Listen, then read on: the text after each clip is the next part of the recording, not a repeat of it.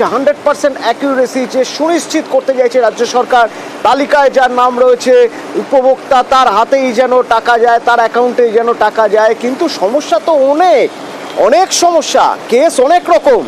এই টাকা হাতে পাওয়ার পর, সেই টাকা দিয়ে বাড়ি বানানোর পর, সেই বাড়ি বেচে দিয়েও মানুষ গায়েব হয়ে যাচ্ছেন। ঠিক এরকমই একটা ঘটনা বসিরহাটে।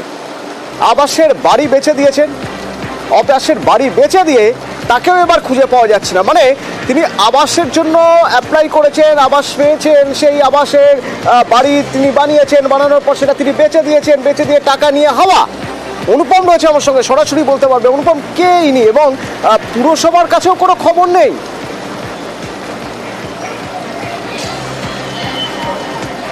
না,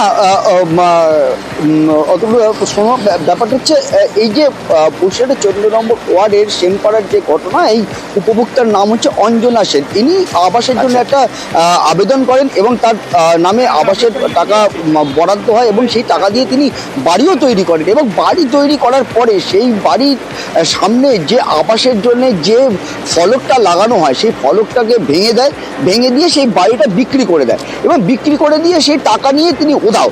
এবং সেখানে তারপরে যে ব্যক্তি এই বাড়িটা কিনেছে তার সঙ্গেও যোগাযোগ করতে পারছে না পৌরসভা, এমনকি 14 নম্বর ওয়ার্ডের যে কাউন্সিলর ভাস্কর মিত্র, তার সঙ্গে যোগাযোগ করতে পারছে না।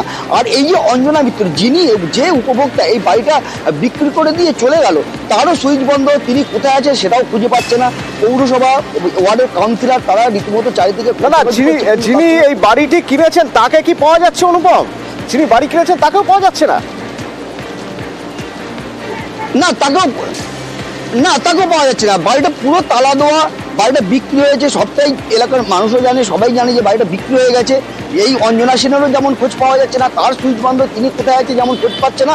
এবং যে কিনেছে তাকেও খুঁজে পাওয়া যাচ্ছে না যে সে কিনেছে, তার কারণ বাড়িটা পুরো তালা দেওয়া।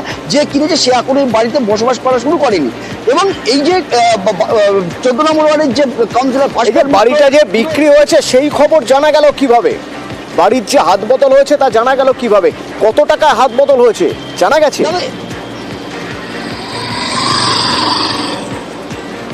না, দেখো অতনু, এই যে যখন এই যে আবাসের বাড়ি নিয়ে যখন তোলপাড় হচ্ছে, চারিদিকে যখন বিভিন্ন অভিযোগ উঠে আসছে, তখন এই ওয়ার্ডের যে কাউন্সিলর ভাস্কর মিত্র, তিনিও তার ওয়ার্ডে যাতে কোনো রকম দুর্নীতি বা কোনো কিছু না হয়, তিনিও তার পদক্ষেপে নামেন। তিনি বিভিন্ন জায়গায় ঘুরে খোঁজ খবর শুরু করেন এবং তখনই কিন্তু তার চোখে পড়ে যে এই অঞ্জনা মিত্র, তিনি এই বাড়িটা করেছিল এবং বাড়িটা বিক্রি করে দিয়ে তিনি চলে গেছে। এবং তার সঙ্গে যে ফোন নাম্বার ছিল, সেই ফোনে যোগাযোগ করা যাচ্ছে না, তিনি কোথায় আছে সেটাও যোগাযোগ করা যাচ্ছে না। তা এমনকি তার যে বাপের বাড়ি, সেই বাপের বাড়িতেও তিনি নেই। এবং যার কাছে বিক্রি করেছে তিনিও কিন্তু এখনো পর্যন্ত এই বাড়িতে এসে কিন্তু বসবাস করা শুরু করেন। অনুপম, আমি জানতে চাইছি যে বিক্রিটা হয়েছে এটা জানা যাচ্ছে কিভাবে?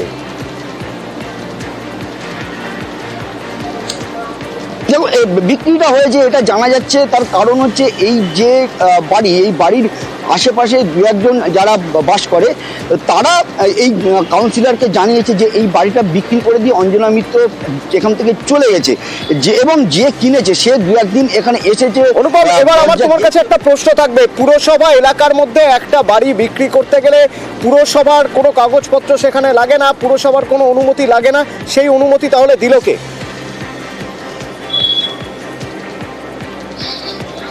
দেখো, এখানেই তো সব থেকে বড় প্রশ্ন, এই যে অঞ্জনা মিত্র, এই যে বাড়িটা আবাসের যে পোস্টারটা মারা ছিল, আবাস যোজনার ঘর বরাদ্দ বলে যে পোস্টারটা লাগাতে হয়, সেই পোস্টারটা পুরো ভেঙে দিয়ে বেআইনিভাবে বিক্রি করে দিয়ে সে এখান থেকে চলে গেছে। এবং যে কিনেছে সেও নিশ্চয়ই বেআইনিভাবে যেহেতু কিনেছে, সেই জন্য যে টাকা হওয়া উচিত তার থেকে নিশ্চয়ই কোনো কম টাকায় কিনেছে, যে কারণে কম টাকায় কিনে পরবর্তী সময়ে এসে বসবাস করবে, যখন সব কিছু থিতিয়ে যাবে তখন বসবাস করবে, এরকম একটা পরিকল্পনা তার রয়েছে। কিন্তু এখন যেহেতু চারিদিকে ধরপাকড় শুরু হয়েছে, চারিদিকে খোঁজাখুঁজি শুরু হয়েছে, যিনি বেচেছেন তিনিও গায়েব, যিনি কিনেছেন তিনিও গায়েব। কাউন্সিলর তো ঠিক কথাই বলছেন। কাউন্সিলরের সঙ্গে যখন আমরা যোগাযোগ করেছি তিনি তো ঠিকই বলছেন, এরকম করলে প্রকল্পের সুবিধাই অর্ধেক মানুষ পাবেন না। আসল মানুষ যাদের প্রয়োজন তারাই বঞ্চিত হয়ে যাবেন যদি এইভাবে প্রকল্পের তছরূপ হয়। এই একটি বাড়ি, যে বাড়িটার মালিকের নাম হচ্ছে অঞ্জনা সেন, স্বামী মৃত প্রদীপ সেন। এই বাড়িটি কমপ্লিট সার্টিফিকেট পাওয়ার আগেই একজনের হাতে বিক্রি করে দিয়ে তিনি এখান থেকে চলে গেছেন, তাকে খুঁজে পাওয়া যাচ্ছে না এবং যিনি কিনেছেন তারও কোনো খোঁজ নেই। এই ধরনের দুর্নীতি যদি ধরা না যায়, আগামী দিনে গরিব মানুষরাও সঠিক বাড়ি পাবে না এবং যাদের প্রয়োজন তারাও এই বাড়ি পাচ্ছে না। আমরা সবসময় চাই যে সরকারের টাকা যেন সঠিক কাজে ব্যবহৃত হয়। আমরা অলরেডি এটাকে পৌরসভায় জানিয়েছি এবং পৌরসভা থেকে বসিরহাট থানায় একটা FIR লঞ্চ করা হয়েছে।